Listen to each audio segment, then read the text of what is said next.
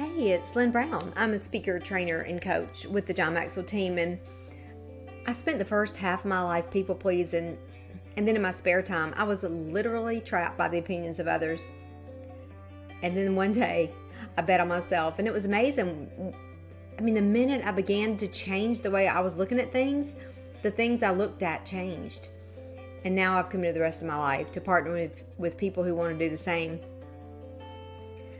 And I don't know if you're feeling anything like me right now, but I keep asking myself, is this real? I mean, the reality of the COVID-19 has definitely become more real this week, but it's been feeling like a really bad dream and actually more like a nightmare.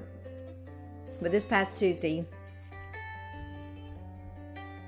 it got really real. I mean, it really hit home, close to home. So it's funny too, because April Fool's Day this year was literally no joke.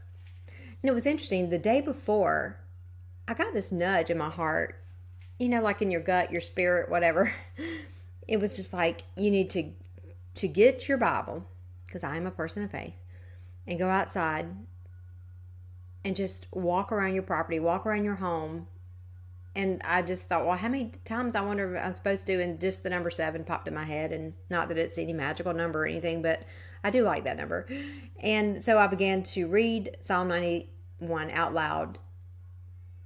And it's funny because most of the time I would have said in my head, oh, you can just do that later. But there was something about this that was different. And I just made myself do it.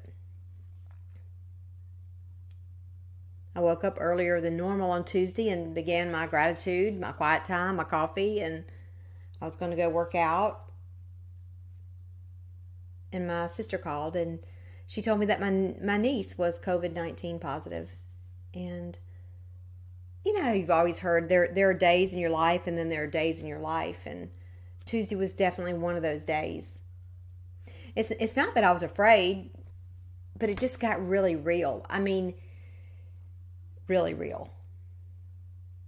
To say that our thoughts and feelings were on overload is an understatement. I mean, our minds were just, going 90 to nothing. Everything changed in a second. Everything changed. And it's not that it changed for the worst. I'm not saying that at all. We are people of faith. And it wasn't that we were afraid. It's just that it changed. And let me just add, I will tell you this. I have been a little edgy and jumpy. I've noticed, like the other day, I had just a little touch of a headache, and I thought, I wonder what this is. And then I realized I had eaten some of my quarantine snacks. I'd had a lot of salty chips, and it had nothing to do with COVID-19. But I would think it's probably fair to say that we're all a little edgy right now, and rightly so. But thank goodness I'm very aware when negative things pop into my head now. Just because I've been in this growth journey for 5 years, I'm still drinking from the fire hose as far as this goes, and creating new habits, and constantly being very aware of what I allow into my mind and into my heart, into my soul. I mean, I'm constantly working on my mindset and what I'm thinking. And I hope that you are too. And if you're not, feel free to get in touch with me. But this whole new normal thing was changing by the minute. I mean, all of a sudden, I found myself in isolation. We were sheltering in, but I also had to isolate for 14 days. We had testing that was being done, waiting on that, and then in the middle of all that, my son calls. He didn't even really say anything Tuesday afternoon when he called, except, Mom, there are 2 tornadoes. They're very large debris balls, and they're heading your way. You got to get in the closet now. So then my mind immediately switched from, being the person and, trying to fix the pandemic, to switching to emergency management. And I was trying to round up all my peeps, and, just calling to find out where my daughter-in-law was, finding out she was on the way here. No, she wasn't. She was going somewhere else. And finally, everybody was settled and sheltered in their shelter, and I walked outside. And I've done this before, but this time was different. And I began to speak. Well, it was more like yell, I guess you'd say.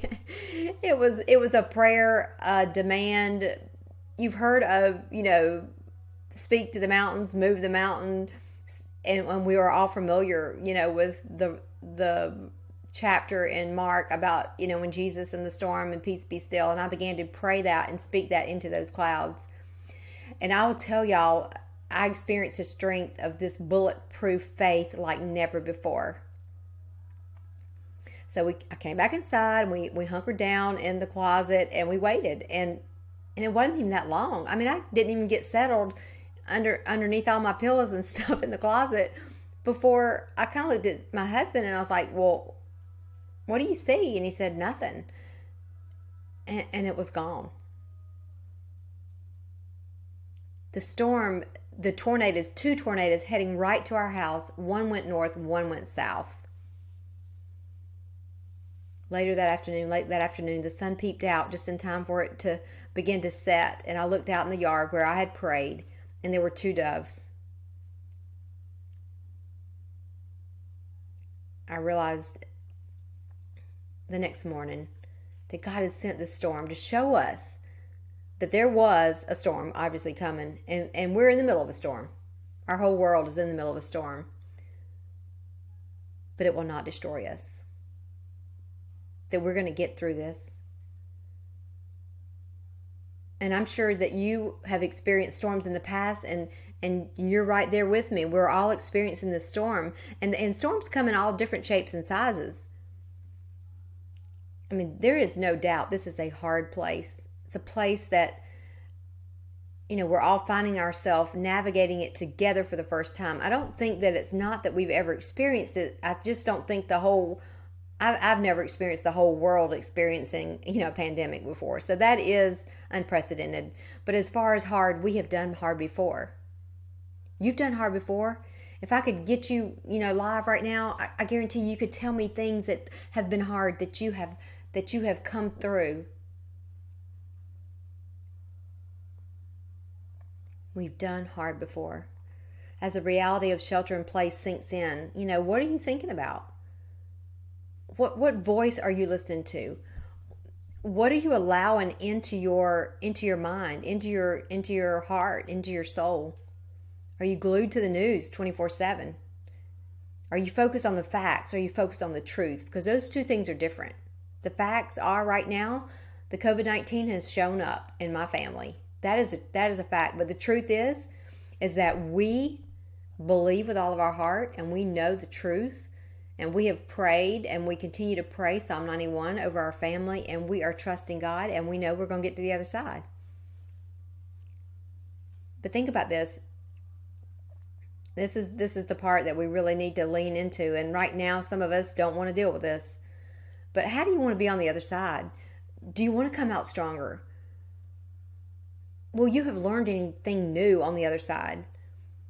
Perhaps this has pushed you forward into growth, and maybe that's what God is up to. He's pushing us all out of our comfort zone into a place we've never been, so that we can come out and be in a place that we've never been.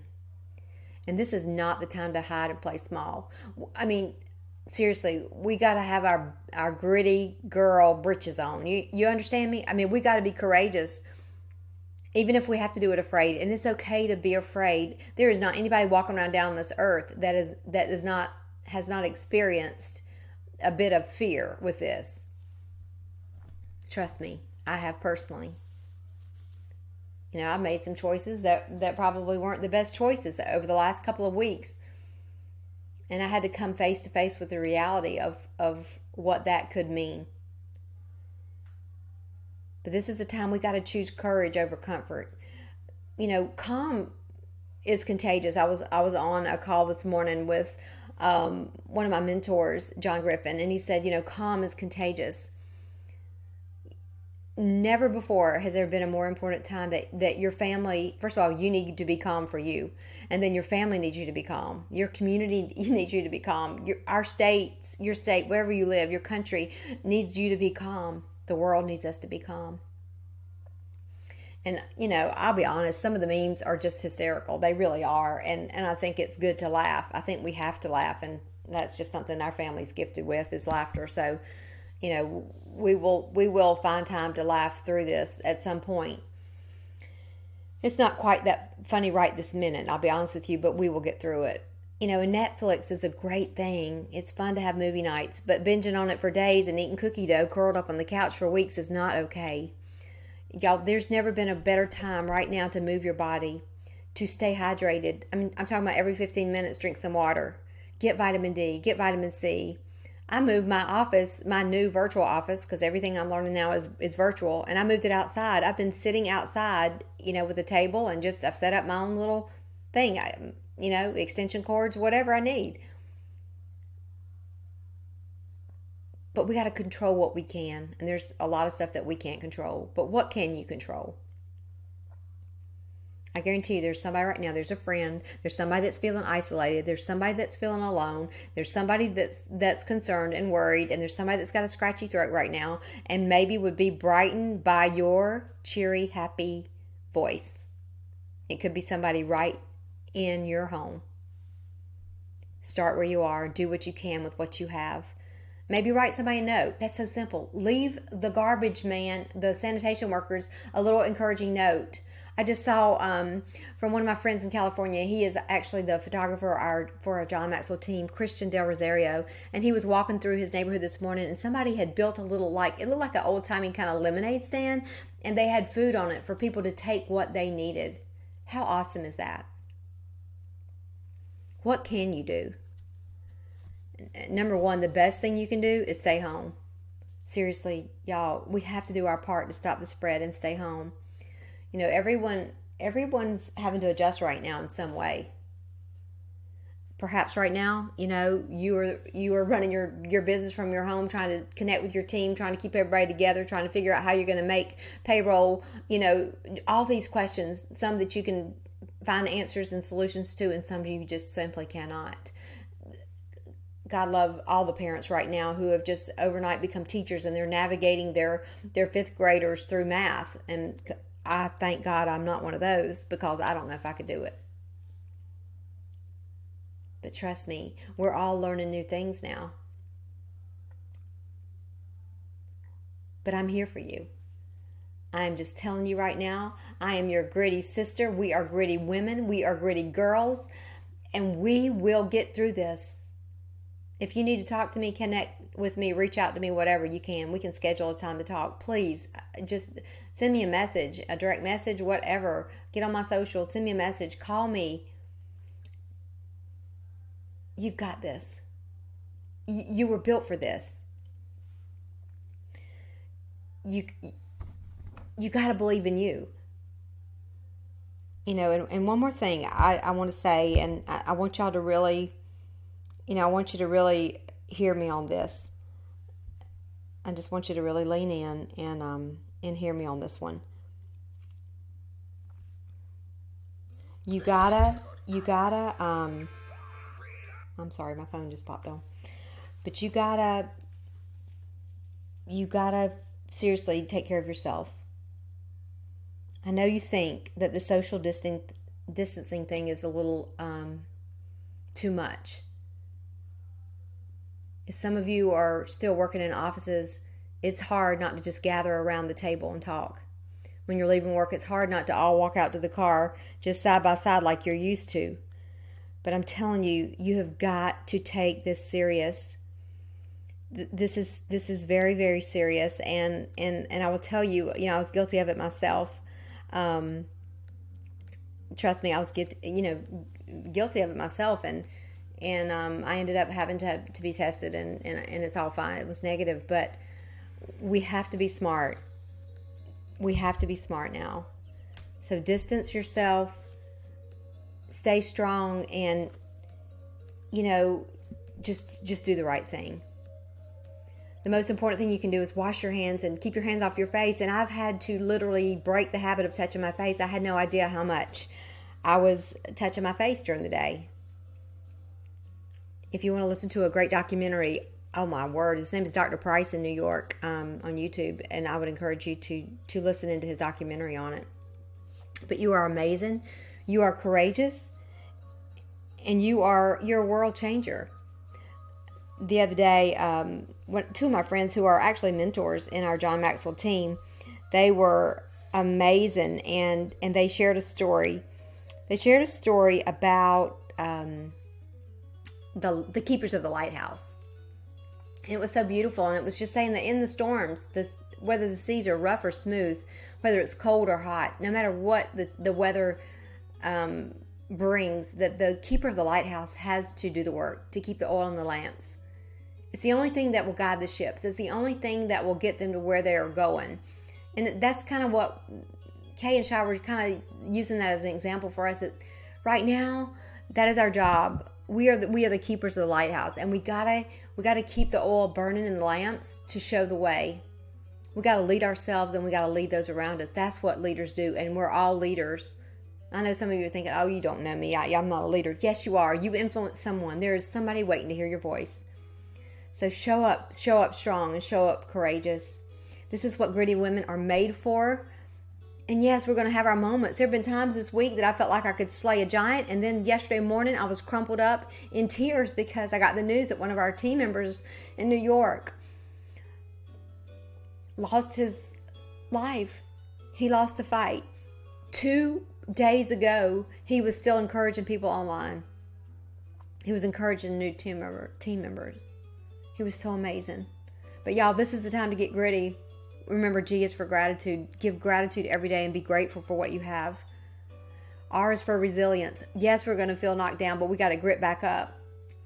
I is for inspiring. Who could you inspire? Who could you encourage? The T in gritty is for thinking for yourself. These are times that you might have to do the hard thing. You might have to say, you know what, could you please stand over there? I need to stand over here. It's awkward. I've had to do it. The T in gritty is you got to be tough. This is a time for us to be tough. Tough in love, but be tough. And Y is just to remember to be you. Be your amazing, beautiful, gritty self. I've gone over a little bit, a few minutes over, 17 minutes. I usually try to keep it at 15 or below, but today I just had to say this to you. So guys, take care, stay safe, and I'll catch you soon. God bless you. I love you, and I believe in you.